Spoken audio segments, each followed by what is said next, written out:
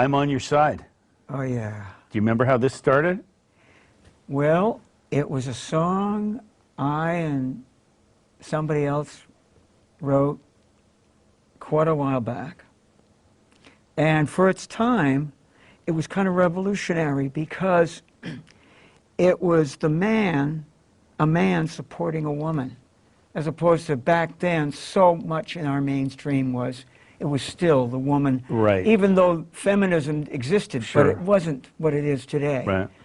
And Me Too was anything but, you know, it wasn't So even James Brown did say, but it ain't nothing without a woman or a girl. Yeah.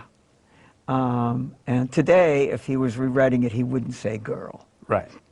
But I'm on your side, and then I know you... Well, you presented me with a long list. You came with a Yeah. thumb drive Yeah. full of demos Yeah. and songs. Some 30 years old, some 5 years old, Yeah. some 20 years old, Yeah. some 40 years old. Yeah. And that one struck me. That was 40 years old. That one is 40. That'd It be is like now. 1980. Yeah, That one struck me because I could instantly see that as a real R&B ballad. And more specifically, some people might know I'm a huge Tower of Power fan. I thought I could really do a kind of a Tower of Power trip on that. It's got a little bit of that. It's got a little bit of that. You're still a young man, too. Yeah. We decided not to put horns on it Right. because we didn't want to go too Tower of Keep Power. it intimate. And we just kept it Yeah. like a real classic Yeah. soul ballad. Yeah. That's one of my favorite tunes on the record. It's like, for me, there's a Philly thing Sure. about it. Sure. The Harold Melvin, the Yeah. Teddy Pendergrass Yeah. kind of stuff. Right. It's, Me and Mrs. Jones. Yeah, and it's Yeah. just, it is, I sing that, there's not one guy in the audience I sing that for. I mean, they can listen. It's for all, and every woman is beautiful. And she has a beauty if you can see it. And that song sings to that beauty. I'm not talking about a face. I'm talking about that inner thing. Mm-hmm. And the world can be so harsh, so hard power. And so anyway, I love that song. Do you remember the big change I did on that song?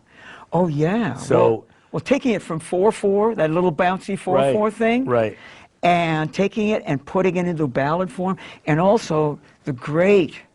but what I was the talking, great stuff, the musical thing in the middle. but the biggest thing that we changed was like the whole song was in one key. The verses were in one key, and then everything was in the same key, and it just went along very nicely. And I said, the chorus needs a lift. Yeah. Because I'm not feeling it lifting enough. So the song's in B flat. Yeah. So I did something unconventional. I modulated down and it sounds like it's going up. And it sounds like a lift. And each time you go back into a verse, it sounds like it's going up again. That's and really, right. The song is going up, It's only up, in up. 2 keys. So yes. the verse is in B flat and all the choruses are in A flat. So it goes verse, chorus, verse, chorus.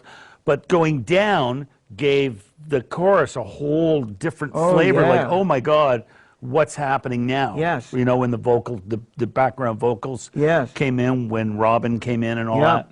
And that was, I think that's what that tune needed. Well, here's something else. It allowed me, because in the scale that I'm singing in, taking into consideration the transposition, the changing of the key, I am going up.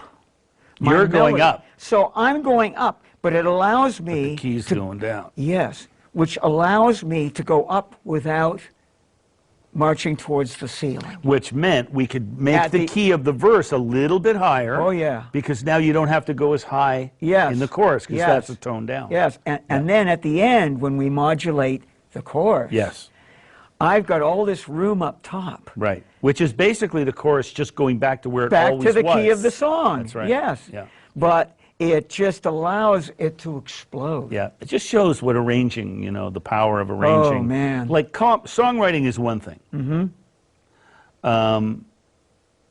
But you know what Burt Bacharach always said, right? Burt Bacharach, one of the greatest songwriters of all time. Yeah. He said, my favorite thing isn't songwriting. He says, my favorite thing is arranging and orchestration and getting up in front of the orchestra and conducting and hearing all my notes. Oh, boy. Because it's a thing. Because basically what an arranger's doing, if you got 24 strings and 6 rhythm and 4 background singers and 6 horns, it's a power trip, man, because you, the arranger, is telling every one of these great musicians every note to play. You're the architect. You're telling everybody, screenwriter, put it in the words in actors' mouths, all that stuff. So it's a bit of a power trip. Well, that song has power. Yeah. That cut. Yeah, it's has one of my power. faves. That's one of my faves. Yeah, me too.